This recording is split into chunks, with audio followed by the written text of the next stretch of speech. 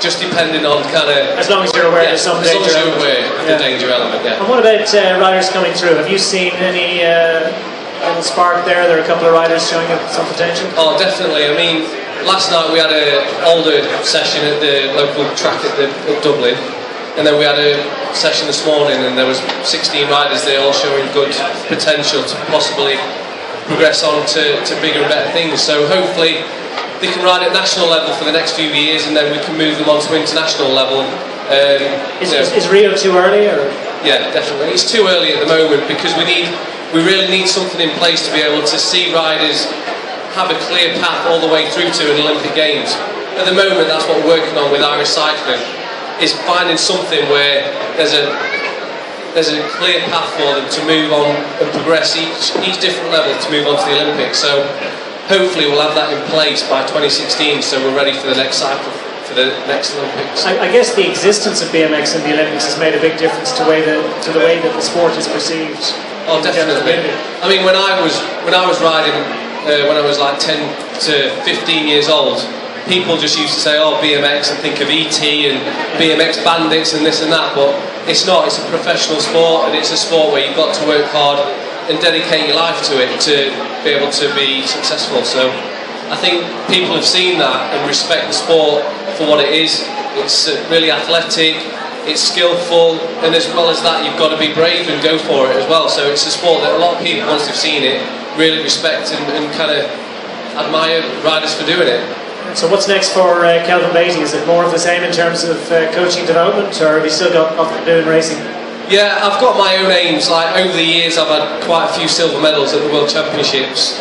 So my focus this winter has been on training to be able to go to the World Championships in New Zealand in July, and hopefully be able to bring back a gold medal in the Masters class. I'm stepping down from the elite level now and trying to kind of use the last few years to win something, so hopefully be able to win a gold medal. Masters is pretty young in BMX terms, isn't it? I guess so. It's for ex-elite riders around 30 to 35 is the age limit for that. So hopefully, being at 32, I've got a good chance of going there. It's a bit of an ageist sport, really, isn't it? I'd say so. You've got people that are 70, 75 that go to the World Championships and race. Really? So if you want to do it, it's accessible for you, and if people enjoy it, why not? Because there is a perception that BMX is something you do until you move on to mountain biking or to road cycling or cyclocross or whatever, but you don't have to leave, it's not compulsory. Oh, definitely. Like we've got, I mean, my hero in the sport, he was Dale Holmes. He's from UK now, lives in America. He didn't finish till he was 38, 39. And he was riding at the top level all the way till then. So it just shows that if you live properly, make sure you look after yourself, you have got a good chance of making it all the way to your late 30s, possibly even early 40s. I don't think I'm planning on it for that long, but... Well, the joints are still alive. Okay, well, fascinating stuff. I think we'll maybe give an opportunity to one or two in the audience if there's anyone that'd like to ask a question. Anyone got a question for Kelvin? Just stick up your hand and I'll amble down with the microphone. Anyone got a question? Who's shy? You've heard it all before. I believe he's told everyone, huh? Any questions? Oh, we have one. One brave, so... What sort of infrastructure do you think you need to place here in Ireland to sort of get it to blossom? In terms of BMX? Yeah, what do we need to sort of progress it further? I think in terms of facilities, with the tracks that we've got in the pipeline that hopefully will start being built this year, the more tracks we get to a higher level, then riders are going to be able to go to these European or international events and be able to deal with the tracks and being used to them. So that's the first thing, I think. But then having a clear kind of structure in terms of have a development squad, then an academy squad, and then an Olympic squad, where riders can clearly have, like I said, a clear path to be able to see themselves going to the Olympics in 2024 or even 2020. So I think if we get a good structure in place for the riders, we'll definitely have riders coming through and making good pathways through at the World Champs or in the future. Facilities-wise, how close are we? Sorry, yeah. I wouldn't say we're that far away. I mean, at the moment, there's the indoor track, which has been a real good godsend to everybody this winter. There's the track at Ratoath that's been there for a couple of years now. But we've got one that's possibly, Eamon will know a bit more about this, but maybe summertime it's looking to be built, I think. There's a track on the cards in Lucan. It'll be a council track in a park, but we have to raise €15,000 first before that will get built. We don't have that money right now, so if there's anybody out there with €15,000 want to come and talk to me, that'll release 125,000 when we get it built. Any sponsors or anything like that, we'd be glad to talk to you, and you'll be rewarded with one of the best BMX tracks in Ireland, and it'll probably be the biggest cycling club of any kind by a factor of 10 if the trend continues that we've seen, we were told, on the indoor track. The memberships in those clubs are phenomenal, but we need a little bit of money first before that's going to happen. It's only €15,000, that's all we need. So hopefully we'll get some benefactor to give us a bit of money, and then it can happen. Well, surely 15,000 is possible. I think you should all just put your hands in your pocket if you haven't already.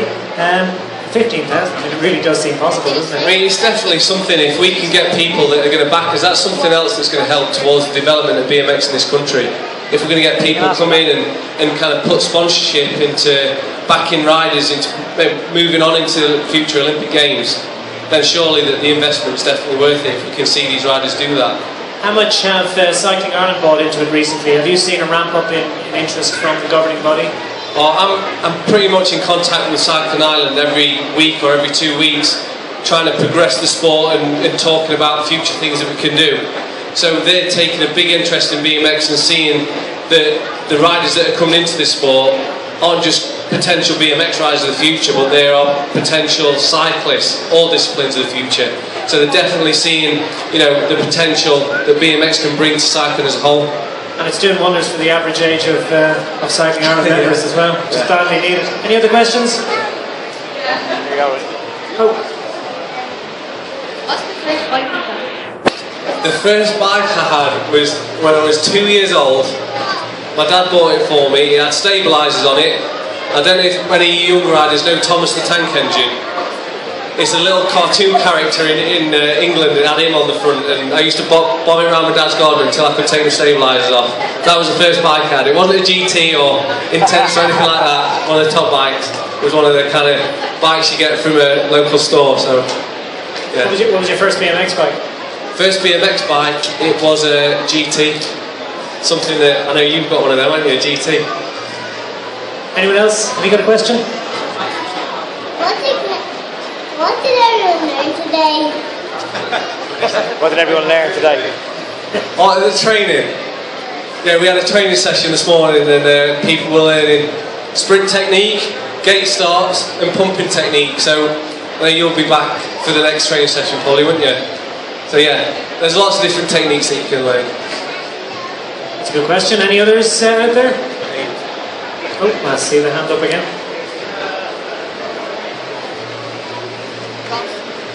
Are GTs better than red lines? Probably, but probably not as good as Intense.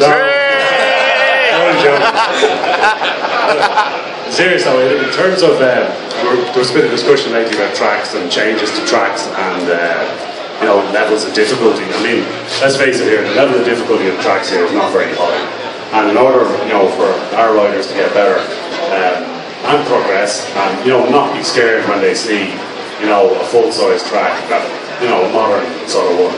I mean, what do we need to do? We need to bring our tracks up to that standard. 100%. Like if we can have our tracks to the standard that they're going to be racing on when they go abroad, they're going to get there, and it's just going to be second nature to them.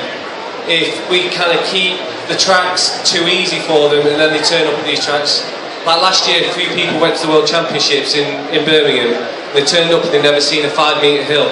So surely for the younger riders, they would have been on the top of the 5-metre high hill, thinking, "What the hell am I doing here?" So it's vital that these tracks that we're making in the next few years are to the highest spec that we can get them to be. And also, in terms of modifying what we have at the minute, we should be changing them as best we can to reflect that too. Definitely with the tracks at Ratoath and the indoor, the changes that are being made are obviously going to be for the better, and they're going to progress the kids on to increasing the skill level. So that's something that is definitely going to progress them, and that's what